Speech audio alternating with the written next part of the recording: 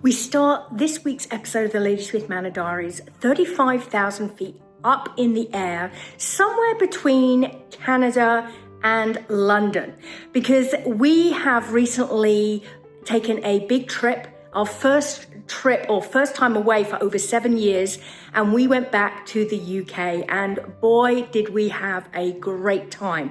So over the next 2 weeks I am going to be sharing all our adventures, all the fun trips that we made when we were in the UK, the places we went, the things we saw, and the fabulous ideas that we're going to be bringing back to the manor here and to the Thirsty Whippet Pub, because we have some big ideas that came out of our trip that we will be introducing to Lady Smith Manor and the Thirsty Whippet. So you'll have to stay tuned to find out what they are. And don't forget, if you're enjoying our videos, make sure you hit subscribe on our YouTube channel, the Lady Smith Manor Diaries, to ensure you see all our videos when they first came out. But today, let me show you the first half of our adventure in the UK.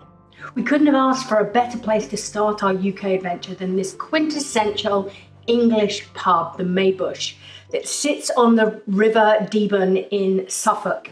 It was just beautiful, and it was the perfect place to have our very first Guinness and gin and tonic in England.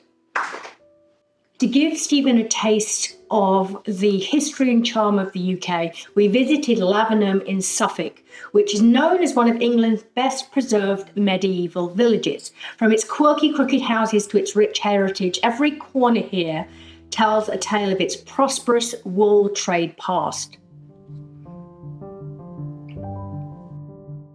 This walled garden terrace was the perfect place for a spot of lunch, surrounded by the history and charm of this amazing village. We even had an English robin visitor that joined us during lunch.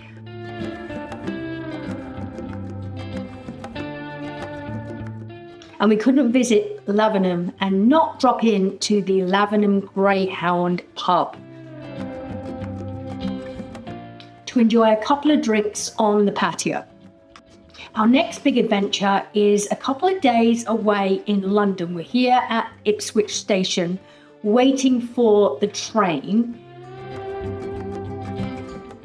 This one's heading in the wrong direction, but ours will be along soon. We found our hotel in the heart of Covent Garden. It's named after Oscar Wilde, and our room was beautiful. Very simple, but exactly what we needed for a night in London.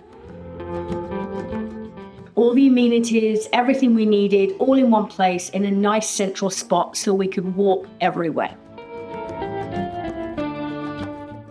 I'd mapped out a walking route for us for the first day that took us past as many of the London highlights as possible. We started with Trafalgar Square and then walked down to Big Ben and the Houses of Parliament.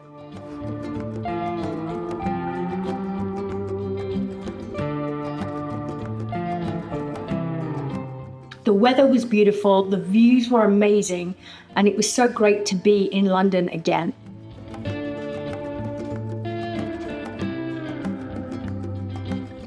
And you can't visit London and not treat yourself to something a little special. We found this amazing coffee shop with beautiful chandeliers, and we treated ourselves to a little sweet treat and cup of tea before we moved on to our next landmark. We walked through St. James's Park. It was absolutely beautiful with all the huge old trees.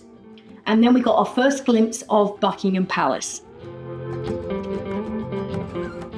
I'd forgotten how much green space and trees and greenery there is in between all the buildings in London. And it was so lovely to see St. James's Park right next to the hustle and bustle of Buckingham Palace. It was really fun being a tourist, and we lost count of how many photos and videos we took during the day.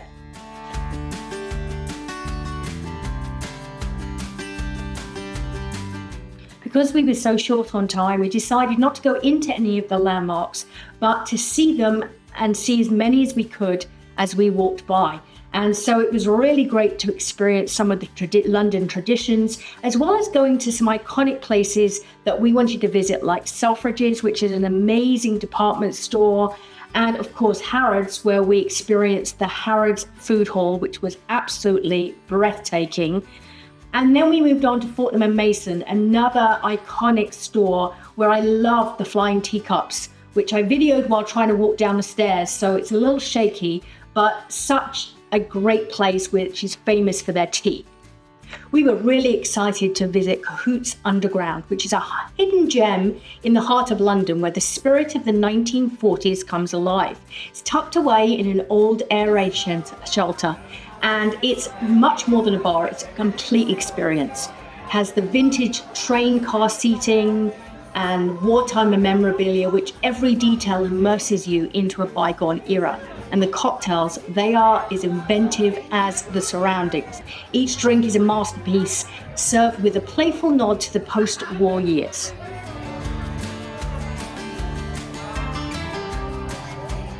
As swing music filled the air, you can almost imagine the stories this place has witnessed.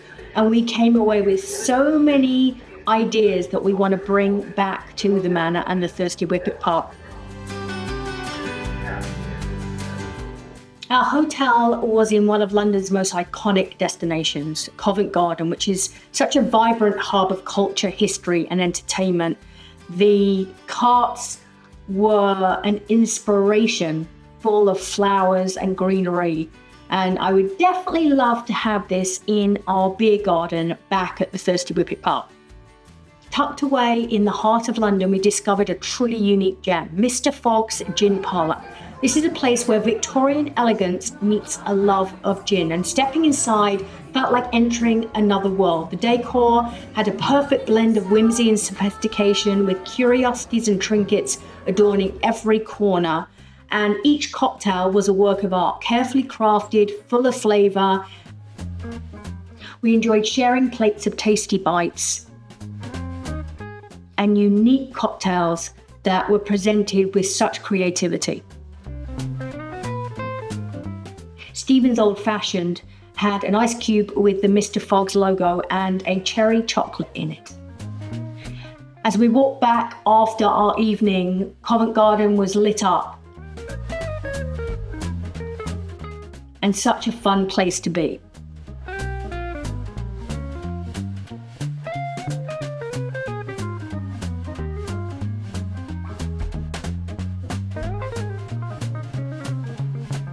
So day two.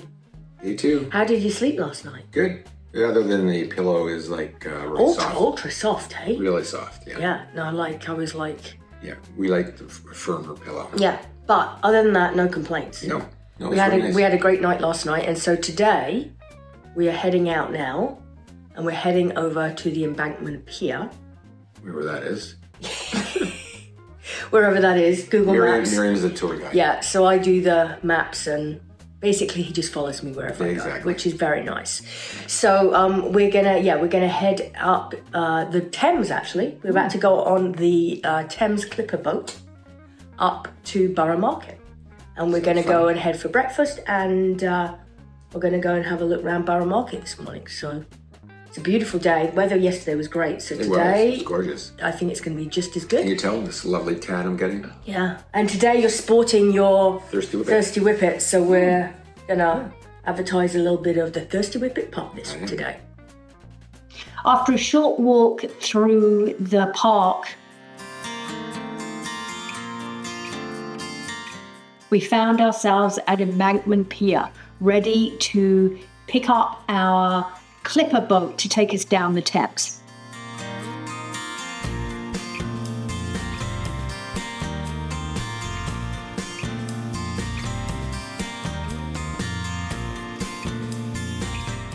Taking the underground is always fun, but it is a completely different perspective when you take the boat down the Thames and see all the iconic landmarks from a totally different perspective.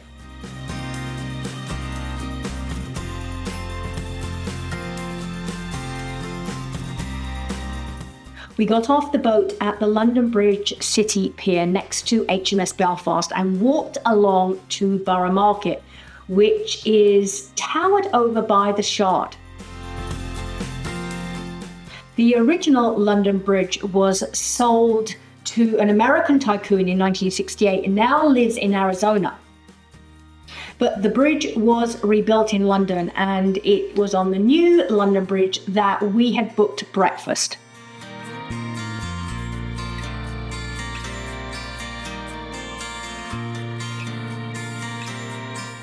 And we decided that we would do breakfast English style, and it was absolutely delicious. With us fueled up for the day, it was time to walk down to Tower Bridge and the Tower of London.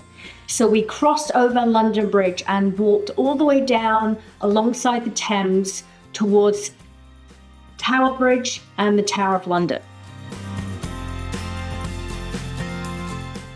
We didn't go into either of them, but it was really great to walk past and see and feel the history.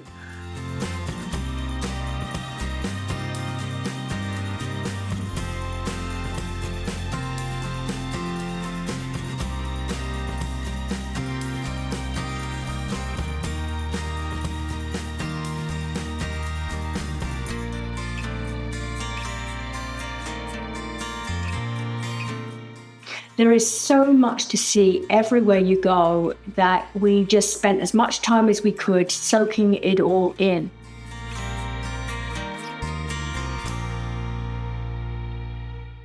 And it was really fun bringing a little piece of the Thirsty Whippet Pub to London.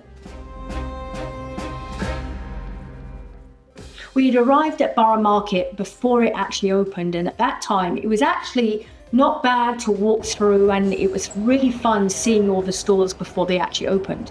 But as the day progressed, it got more and more busy to the point where it was so packed. There were people everywhere. Our lunch date was at Cahoot's postal office. The moment you step inside, it's like traveling back to the 1940s. And it's not just the decor that stands out. The drinks are an experience in themselves, served with a creative twist that ties into the post office theme. From the old school ticket counter to the vintage posters and furnishings, every detail is perfectly designed to take you back in time. And I absolutely loved it. I came away with so many ideas, including the menu that was the newspaper and this amazing cocktail I enjoyed that had orange marmalade in it and was served with a digestive biscuit with orange marmalade.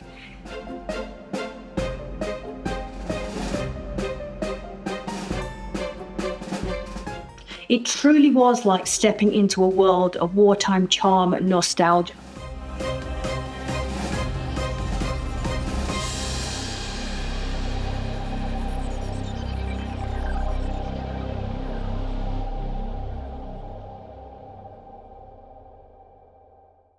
And a trip to the UK wouldn't be complete without a visit to the quintessential English seaside. The iconic beach huts painted in every colour imaginable, adding a splash of character and charm to the shoreline.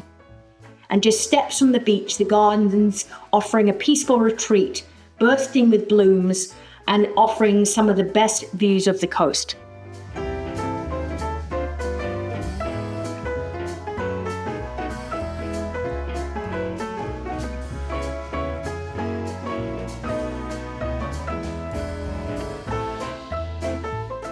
And the promenade, where it all happens, a place to stroll, soak in the sea air, and enjoy the classic sights and sounds of the water.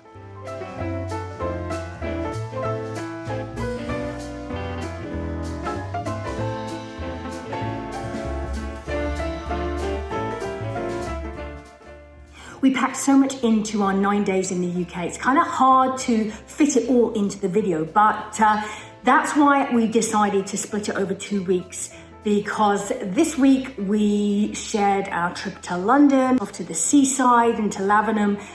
Next week, we are going to share our trip to the Cotswolds. So we went to the Cotswolds, we went to Blenheim Palace where Winston Churchill was born, and I cannot wait to share that with you. So make sure you tune in next week because we have lots more to share.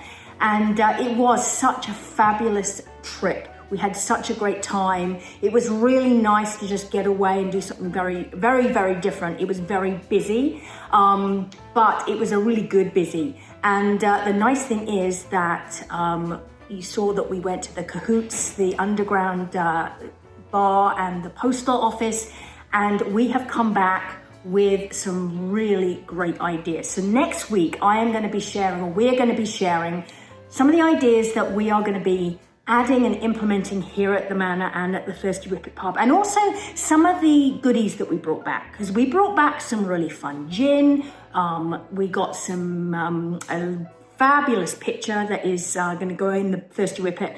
So we will be sharing all our treasures that we brought back, along with more of our adventures. So make sure you tune in next week.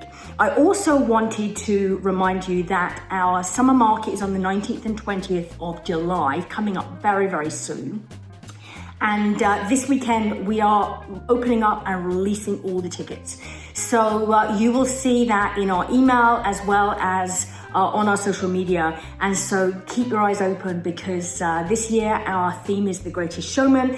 And so the tickets will be available, will be launched or released this weekend. So I'm just working on finalizing the final pieces of that, and you will see that. So we'll have lots more about that next week as well as in the coming weeks. But make a note in your calendar, 19th and 20th of July. Make sure you have come and join us for our Greatest Showman summer market, which is going to be fabulous. I cannot wait. And like I say, I will be sharing more behind the scenes over the coming weeks. But I'm going to get back to work. I'm still doing some catching up since we came back from the UK, and but we'll be back here next week for our next episode of the Lady Smith Manor Diaries, where we'll share more of our UK adventures.